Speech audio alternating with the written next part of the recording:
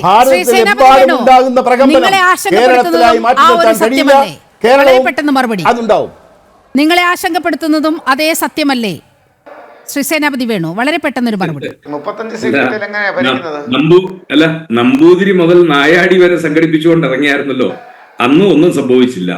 രാജീവ് ചന്ദ്രശേഖർ വന്നതിന് ശേഷം നിലമ്പൂരിലോട്ട് പോയല്ലോ. 51 വോട്ടാണ് 4 കൊല്ലത്തിന് ശേഷം ഒരു തെരഞ്ഞെടുപ്പിൽ, കഴിഞ്ഞ തെരഞ്ഞെടുപ്പിനേക്കാൾ കൂടുതൽ കിട്ടി. 51 വോട്ട്. പക്ഷെ നിങ്ങളുടെ അവിടെ നിങ്ങളുടെ വോട്ട് കുറഞ്ഞു വന്നു മാത്രമല്ല, 9,000 വോട്ടുകൾ അധികം കിട്ടി. അത് ആരുടേതാണെന്ന്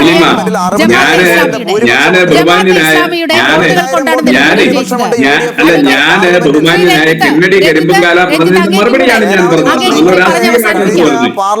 ഞാൻ പറഞ്ഞു. ഞങ്ങളുടെ വിശ്വാസം 35 സീറ്റ് കിട്ടും. അദ്ദേഹത്തിന്റെ വിശ്വാസം അദ്ദേഹത്തെ രക്ഷിക്കട്ടെ. അദ്ദേഹത്തിന്റെ വോട്ട് കുറവാണ്. എന്നതാ എന്റെ രഞ്ജിത്ത്, ഇത് ഒരു മര്യാദ ഇല്ലാത്ത ചർച്ച. ഞാൻ ഒരു ചർച്ചയിൽ നീലിമയ്ക്കറിയാം, ഞാൻ ഇന്ന് വരെ ഒരു ചർച്ചയിലും ഒരാൾ അതിൽ വളരെ കൃത്യമായ യാഥാർത്ഥ്യമുണ്ട്. നിങ്ങളുടെ വോട്ട് കുറയുകയും, പക്ഷെ നിങ്ങൾ അവിടെ ജയിച്ചത് ജമാഅത്തെ ഇസ്ലാമിയുടെ വോട്ടുകൾ നേടിക്കൊണ്ടാണ്.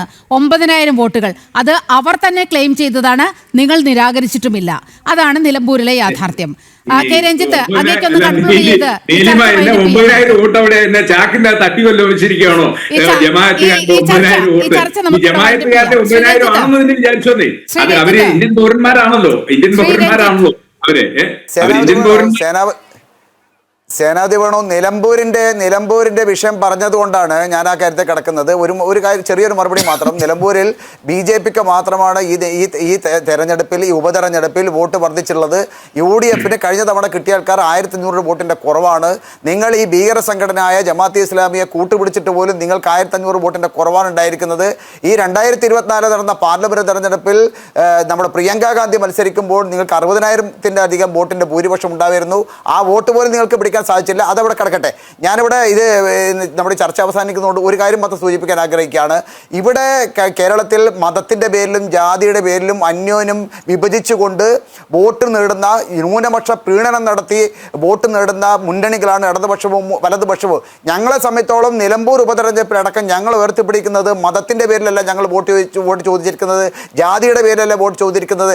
ഞങ്ങൾ ഇനിയും ചോദിക്കാൻ പോകുന്നതും ഇവിടെ വികസിത കേരളം എന്ന മുദ്രാവാക്യം ഉയർത്തിപ്പിടിച്ചുകൊണ്ടാണ്. ശ്രീമാൻ രാജീവ് ചന്ദ്രശേഖർജി ഉയർത്തിപ്പിടിച്ചിരിക്കുന്ന മുദ്രാവാക്യം വികസിത കേരളം. കേരളത്തിൽ വികസനം ഉണ്ടാവണം. കഴിഞ്ഞ 60 വർഷക്കാലമായി കേരളത്തിൽ വികസനം മുരടിപ്പ് അനുഭവപ്പെടുന്ന ഒരു സംസ്ഥാനമാണ്. കേരളത്തിൽ വികസനം ഉണ്ടാകണം. ഈ മുദ്രാവാക്യം തന്നെയാണ് ഉയർത്തിപ്പിടിച്ചുകൊണ്ട് ഞങ്ങൾ മുന്നോട്ട് പോകുന്നത്. ഞങ്ങൾ ക്രൈസ്തവ സമൂഹത്തിൻ്റെ ഇടയിൽ ഞങ്ങൾ ഇറങ്ങും. അവരുടെ വിശ്വാസം ഞങ്ങൾ ആർജിക്കും. അവർ ഞങ്ങൾ തെറ്റിദ്ധരിച്ചിട്ടില്ല. ആ തെറ്റിദ്ധാരണ മാറ്റാൻ ഞങ്ങൾക്ക് സാധിച്ചിട്ടുണ്ട്. ഞങ്ങൾ ആത്മാർത്ഥമായിട്ടാണ് ഈ കന്യാസ്ത്രീകളുടെ ഈ ജാമ്യത്തിന് വേണ്ടി പ്രവർത്തിച്ചത്. കഴിഞ്ഞ 9 ദിവസമായി ഞങ്ങൾ മീഡിയയുടെ മുമ്പിൽ നാടകം കളിക്കാനല്ല, കോൺഗ്രസ്സുകാരനും കമ്മ്യൂണിസ്റ്റുകാരനും ചെയ്തതുപോലെ നാടകം കളിക്കാനല്ല, മറിച്ച് ഞങ്ങൾ ആത്മാർത്ഥമായി ജാമ്യം കിട്ടുന്ന അനുകൂലമായ നിലപാട് സ്വീകരിക്കാൻ പ്രധാനമന്ത്രിയെ കണ്ടു, ആഭ്യന്തരമന്ത്രി കണ്ടു, ഛത്തീസ്ഗഡിന്റെ മുഖ്യമന്ത്രിയെ കണ്ടു, ആഭ്യന്തരമന്ത്രിയെ കണ്ടു. ജാമ്യം കിട്ടുന്ന അനുകൂലമായ നിലപാട് സ്വീകരിക്കുന്നതിന് വേണ്ടിയുള്ള പ്രവർത്തനങ്ങൾ ഞങ്ങൾ മുഴുകി. നിങ്ങൾ ചെയ്തിരിക്കുന്നത് വില കുറഞ്ഞ രാഷ്ട്രീയം. ഇവിടെ ക്രൈസ്തവ സമൂഹത്തിനിടയിൽ ഭീതി ഉണ്ടാക്കുന്നതിന് വേണ്ടിയുള്ള പ്രചരണങ്ങളാണ് കഴിഞ്ഞ 9 ദിവസം നടത്തിയിരിക്കുന്നത്. ചില മാധ്യമ മേലാളന്മാർ, തലയിൽ മുടിയില്ലാത്ത ചില മാധ്യമ ഡോക്ടർമാർ എന്ന് പറയുന്ന അവകാശപ്പെടുന്ന ചില മാധ്യമ മേലാളന്മാർ ഞങ്ങൾ നേതാക്കന്മാരെ അപഹസിക്കുന്ന രീതിയിൽ വാക്കുകൾ കൊണ്ട് അപഹസിച്ചു.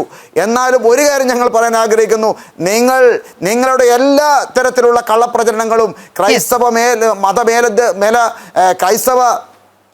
മതത്തിന്റെ ഉന്നതരായ ആളുകൾ അതെല്ലാം തന്നെ തകർത്തിരിക്കുന്നു എന്നുള്ളതാണ് ഈ ചർച്ചയിൽ നമുക്ക് കാണാൻ സാധിക്കുന്നത്. എന്ന ചോദ്യമാണ് ജന ഡിബേറ്റ് ഉയർത്തിയത്. സമയപരിമിതി മൂലം ഈ ചർച്ച ഇവിടെ അവസാനിപ്പിക്കുകയാണ്. ക്രൈസ്തവരെ തെറ്റിദ്ധരിപ്പിക്കാനുള്ള നീക്കമാണോ നടന്നത്? തിരക്കഥയ്ക്ക് പിന്നിൽ ആരൊക്കെ? ഛത്തീസ്ഗഡിലും കോൺഗ്രസ് ഉണ്ടായിരുന്നു, പക്ഷേ ആ കോൺഗ്രസ് അവിടെ ഇല്ലാത്ത വീര്യം ഇവിടെ കോൺഗ്രസ്സുകാർ കാണിക്കുകയാണ്. ഒപ്പം ഇവിടുത്തെ ഇടത് പക്ഷക്കാരും.